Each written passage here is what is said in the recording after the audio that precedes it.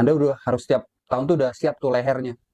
Latihan leher biar lehernya kayak Mike Tyson. Sekalinya Anda ingin dibenamkan ketika ulang tahun, jadi Anda bisa kuat, lehernya kuat gitu loh. Nah, jadi orang jadi males gitu. Mereka ini akan diludahi sebanyak 3 kali. Nah, ludahnya ini bukanlah ludah beneran, tapi cuman kayak gitu doang. Suara aja, main suara. Jadi nggak beneran. Nah, kenapa sih harus diludahi? Karena orang sana itu percaya, ini tradisi kuno ya, dari zaman dulu, bahwa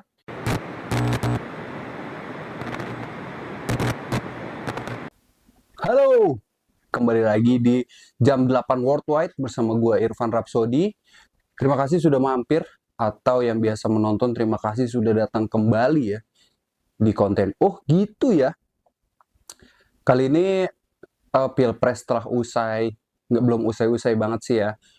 Kita udah kebayang lah siapa sih ke depannya pemimpin kita. Kalau memang jagoan Anda kalah, yaudah, mau gimana lagi?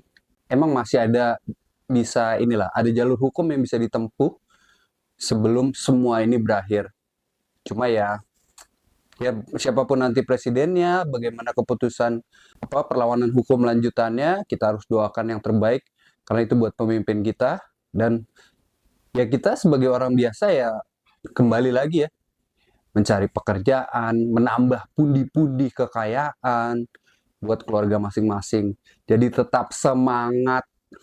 Itu basa-basi aja ya, karena biar nambah-nambah durasi di intro lah. Nah, untuk hari ini, gue akan memberikan fakta-fakta kembali di oh gitu ya.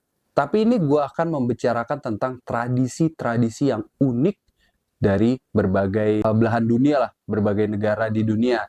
Jadi bukan bukan di Indonesia, karena kalau di Indonesia mungkin udah pada tahu ya, mayoritas kan udah pada tahu tradisi apa sih yang suka kita jalankan gitu. Apalagi kayak misalnya sebentar lagi, sebulan lagi kita akan menjalankan tradisi Lebaran. Kemarin kita baru aja Imlek ya. Nah, setahu gue juga kalau ketika Imlek itu di Cina-nya sendiri, mereka tuh juga tuh mudik. Mereka juga mudik di Cina. Oke, ini langsung saja kita ke fakta yang pertama. Tradisi-tradisi unik dari berbagai macam belahan dunia yang telah gue tulis dan himpun di buku putih gue ini ya. Oke, yang pertama kita dari Meksiko. Nah, di Meksiko ini ada hari untuk orang yang sudah mati. Jadi, tradisi untuk orang yang sudah mati ini bernama, di bahasa Meksikonya adalah Dia de los Muertos. Nah, Dia de los Muertos, Pelacor Prasta. Jadi Dia de los Muertos ini adalah hari untuk yang sudah mati. Ini diselenggarakan dari tanggal 31 Oktober hingga 2 November. Itu setiap tahunnya. Awalnya kapan tradisinya gue nggak tahu ya. Mungkin dari zaman suku Aztec atau suku Inca mungkin ya. Nggak tahu ya, gue takut salah ya. Jadi mungkin kalau ada yang tahu ini dari kapan, nanti silakan koreksi gue di bawah. Jadi acara ini itu bertujuan untuk merayakan arti dari kehidupan dan menghormati orang yang sudah tiada, terutama orang yang kita sayang ya, seperti keluarga atau pasangan hidup, anak gitu. Jadi tidak hanya kita menghormati orang yang sudah tiada, kita juga menghormati kehidupan itu sendiri. Jadi kita ya bersyukurlah kita masih diberikan nafas kehidupan dalam elegi-elegi embun. Jadi ketika perayaan ini, keluarga, teman-teman, mereka itu bersama-sama membuat altar di rumah mereka ya. Altar itu apa ya? Ya mungkin kayak meja gitu ya. Mungkin ada yang lebih paham gimana gue membahasakan altar, tolong komentar bisa juga. Jadi dia membuat altar di rumah mereka dan di kuburan orang yang mereka sayangi gitu. Jadi altar tersebut nanti akan dihiasi dengan lilin, bunga, foto-foto almarhum atau almarhumah, dan barang-barang pribadi mereka juga yang sudah tiada. Serta itu makanan dan minuman. Ya kayak seserahan gitulah. Karena orang-orang di Meksiko ini percaya bahwa persembahan yang mereka berikan itu akan membuat roh atau spirit mendiang orang yang mereka kasih yang sudah meninggal ini akan tertarik untuk ke altar tersebut, dan roh tersebut akan menikmati pemberian tersebut gitu. Jadi mereka percaya kalau persembahan yang mereka kasih itu, jadi rohnya datang ke rumah mereka. Jadi rohnya akan senang kalau dia masih diberikan eh, makanan, minuman, foto-foto dia dulu gitu. Jadi rohnya merasa bahwa dia masih diingat gitu. Ya kurang lebih seperti itu ya. Nah, pada malam 1 November, tanggal 1 November malam, keluarga serta kerabat itu akan berkunjung ke kuburan orang yang mereka cintai untuk menyalakan lilin dan memberikan persembahan. Jadi kan tadi di altar di rumah tuh, di altar di rumah, sekarang pada tanggal 1 November mereka ke kuburannya, kayak ziarah ya. Nah, mereka menyalakan lilin dan memberikan persembahan makanan seperti tadi. Banyak juga tempat pemakaman itu mereka menyelenggarakan live music, habis itu dancing, dansa-dansa, dan menyediakan masakan tradisional Meksiko gitu. Jadi ini benar-benar perayaan untuk senang-senang gitu. Jadi nggak ada sedih-sedih. Kalau mereka sedih, nanti rohnya sedih juga gitu. Ini persis seperti mungkin Anda pernah nonton ya, film Coco ya, Coco, kan tentang ini juga, tentang perayaan yang ada di Meksiko ini, tentang orang yang sudah mati. Remember me. Oke, itu dari Meksiko ya. Yang pertama, kita kedua itu langsung menuju Finlandia. Nah, di Finlandia ini ada kompetisi mengangkat istri. Jadi untuk para suami, ini buat Anda nih. Jadi perlombaan suami mengangkat istri ini adalah suatu tradisi di Finlandia, di mana sang suami akan menggendong istrinya itu sampai menuju garis finish, tetapi ada rintangan-rintangan yang harus dilewati. Nah, menggendongnya ini nggak biasa ya, karena gue search di Google itu kayak gimana sih? Itu jadi istrinya tuh digendong, jadi kakinya tuh di leher sang suami, jadi istrinya di belakang gitu loh, bukan gendong begini atau apalagi gendong kayak gendong bayi atau gendong di atas, tuh enggak. Jadi mereka akan melewati halang rintang, akhirnya sampai garis finish. Dan pemenangnya itu akan mendapatkan bir sesuai dengan berat istrinya. Jadi kalau misalnya eh, istrinya itu beratnya 1 ton, itu Anda akan mendapatkan bir 1 ton ya, aman tuh. Mungkin gue nggak tahu 1 ton seberapa banyak itu bir. Jadi sesuai dengan berat istrinya. Mungkin ini perlombaannya ada kelas-kelasnya juga kali ya. Yang enak kalau istrinya tuh nggak terlalu berat tuh.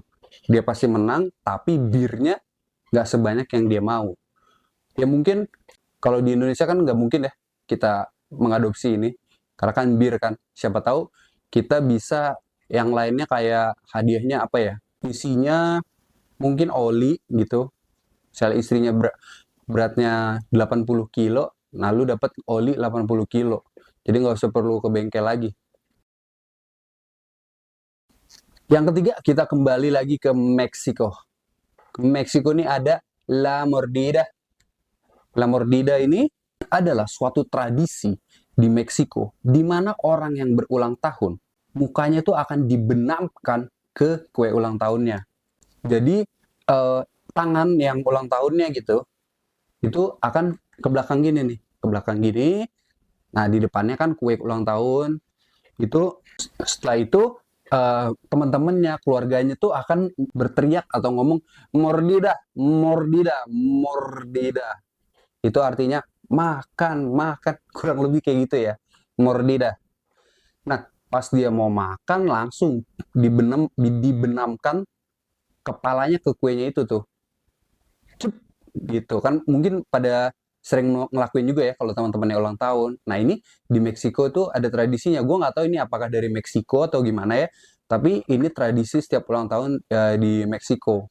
Jadi gitu ya, itu tradisi Meksiko membenamkan muka ke kuenya itu ya lucu-lucuan aja gitu. Jadi kalau misalnya Anda orang Meksiko, Anda udah harus setiap tahun tuh udah siap tuh lehernya. Latihan leher biar lehernya kayak Mike Tyson, sekalinya Anda ingin dibenamkan ketika ulang tahun, jadi Anda bisa kuat, lehernya kuat gitu loh. Nah, jadi orang jadi males gitu. Paling nggak ada temennya lu ntar. Oke, kita langsung yang keempat ya, kita gerak cepat aja, kita ke negaranya dewa Zeus, yaitu kita ke Yunani, di mana ada tradisi unik bagi pengantin yang baru saja menikah. Di mana pengantin yang baru saja menikah ini, dia akan diludahi oleh tamu yang ada di sana, terutama ke keluarga dan rekan-rekan ya. Jadi, ketika mereka sudah melangsungkan pernikahan dan sah sebagai suami istri, mereka ini akan diludahi sebanyak 3 kali. Nah, ludahnya ini bukanlah ludah beneran ya, liur itu atau ya liur gitu bukan ya. Tapi cuman kayak gitu doang. Suara aja, main suara. Jadi nggak beneran. Nah, kenapa sih harus diludahi? Karena orang sana itu percaya, ini tradisi kuno ya dari zaman dulu, bahwa eh, ludah itu bukan ludahnya ya. Tradisi meludah itu untuk mengucapkan sebenarnya kepada mereka good luck gitu. Semoga hal-hal baik menyertai keluarga kalian ini, kalian berdua gitu. Jadi bukan bukan merendahkan atau apa, itu kan beda ya. Nah, jadi kita nggak bisa nih, misalnya lu ada kawan orang Yunani, lu ke Yunani, dia nikah, tiba-tiba nyangkut reak nih di tenggorokan lu nggak bisa colongan gitu, ini reak lu nggak boleh.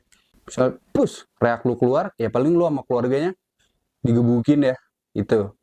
Jadi itu ya tradisi unik. Kalau di sini nggak mungkin ya, kalau diludah-ludahin gitu. Kita ini terakhir, yang kelima, dari Jerman.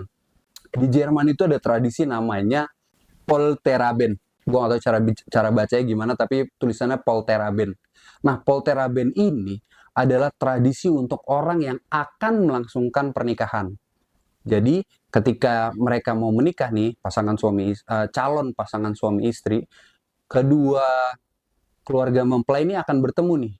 Akan bertemu misalnya di keluarga laki-laki atau di rumah keluarga perempuan. Kedua keluarga ini, mereka akan membawa piring-piring keramik. Nah, piring keramiknya ini akan dihancurkan sama kedua keluarga mempelai, dihancurin, dibuat chaos gitu. Akhirnya kan berserakan tuh, berserakan. Setelah itu calon pasangan suami istri ini, mereka diharuskan untuk membersihkan pecahan-pecahan beling tersebut, pecahan-pecahan piring keramik. Mereka harus ngebersihin tuh sampai benar-benar bersih. Itu tradisi dari Jerman. Kenapa sih harus ada tradisi seperti ini? Karena mereka percaya, orang-orang Jerman percaya bahwa ketika mereka sedang melakukan bersih-bersih itu, pesan yang ingin disampaikan adalah pernikahan itu akan berjalan dengan baik dan mulus. Walaupun nggak ada ya, maksudnya akan berjalan dengan baik lah, dengan segala rintangannya, itu dengan bersatunya suami dan istri apapun hal yang terjadi. Jadi kerjasama itu nomor satu.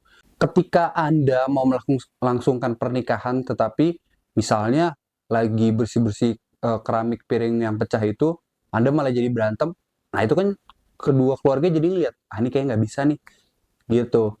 Makanya ini seru juga ya. Bisa juga sih kayaknya buat iseng-iseng kalau misalnya Anda suatu saat akan menikah gitu, atau enggak lu ingin menikahkan anak Anda kelak, kita bikin ini buat seru-seruan aja gitu. Tapi yang susah kalau ini kan piring keramik bisa ya. Nah, yang susah tuh membersihkan dosa-dosa para koruptor. Oke, jadi itu ya kelima fakta-fakta tentang tradisi unik dari berbagai belahan dunia yang gue sudah sampaikan tadi. Ya semoga ini menarik ya buat Anda. Semoga menjadi wawasan baru juga. Terima kasih sudah menonton sampai habis. Selalu support keluarga kalian terutama ya. Gitu. Selalu support keluarga kalian sendiri, anak atau Anda sendiri. Itu aja. Server Rhapsody jam 8 worldwide. Terima kasih.